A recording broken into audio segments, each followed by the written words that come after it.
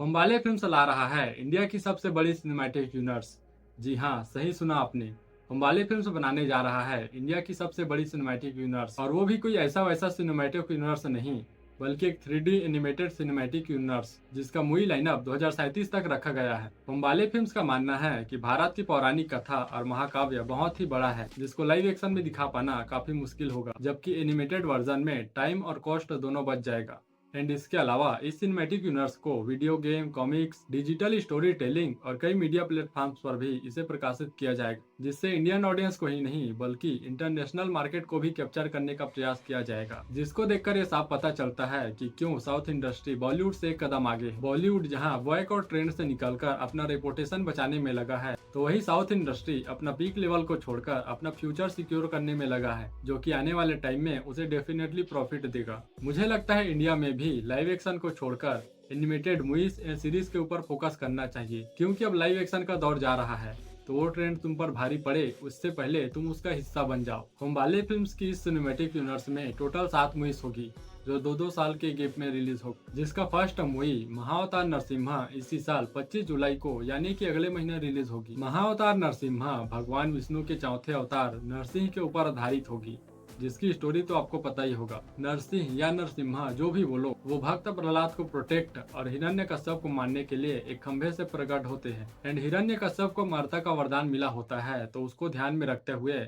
वो अपने गोदी में उठाकर उसे नाखून से फाड़ देता है, जिसके बाद असत्य पर सत्य की जीत होती है। एंड इसी खुशी में इंडिया में होली मनाया जाता है, जिसके बारे में अपने किस्से, कहानियों और हर होली पर अपने पेरेंट्स के मुंह से सुना ही होगा। एंड इन्हीं सब स्टोरी को महाअवतार नरसिम्हा में दिखाया जाएगा। महाअवतार नरसिम्हा के बाद 2027 में महाअवतार परशुराम रिलीज होगी, जिसमें भगवान विष्णु के छठे अवतार परशुराम की कहानियों को दिखाया जाएगा। उसके बाद 2029 में महाअवतार रघुनंदन, जिन्हें हम राम के नाम से जानते हैं, वो रिलीज होगी। इन सब मूवीज की खास बात यह होगा, इन सब की स्टोरी एक दूसरे से पहले से ही जुड़ी हुई है, तो इसकी स्टोरी को एक दूसरे से जोड़ने के लिए ज्यादा मेहनत नहीं करना पड़ेगा, जैसे बाकी माइथोलॉजिकल मूवीज की स्टोरी में करना पड़ता है। अब देखना यह है बम्बाले फिल्म्स इन मूवीज की एनिमेशन को कैसे रखते हैं, क्योंकि रामायण के ऊपर ऑलरेडी बहुत सारी मूवीज एंड सीरीज बन चुका है, तो क्या ये उनको बीट कर पाएगा या फिर उनके आगे फीका पड़ जाएगा। बम्बाले फिल्म्स की फोर्थ मूवी होगी महाअवतार द्वारकाधीश, जो कि 2031 में रिलीज होगा। इस मूवी में महाभारत की घटनाक्रम को दिखाया जाएगा कि कैसे कौरव पांडव के बीच में युद्ध हुआ, कैसे अर्जुन को गीता का ज्ञान हुआ, युद्ध क्यों हुआ एंड कैसे हुआ। हो सकता है इस मूवी को थोड़ा मॉडर्न टच देकर बनाया जाए, जिससे लोगों को थोड़ा दिक्कत हो सकता है। महाअवतार द्वारकाधीश के बाद बाल कृष्ण की स्टोरी को दिखाया जाएगा, जो कि 2033 में रिलीज होगी, और इस मूवी का नाम होगा महाअवतार गोकुलानंद। आपने नोटिस किया होगा इन सभी का मूवी लाइनअप दो दो साल के गैप में रखा गया है, जो कि आगे जाकर चेंज हो सकता है, बट फिलहाल आप यही मानकर चलो कि ये हमें दो दो साल के गैप में ही देखने को मिलेंगे। गोकुलानंद के बाद 2035 में महाअवतार कल्कि पार्ट 1 रिलीज होगा, जिसके बारे में आपने बहुत ही कम देखा या सुना होगा।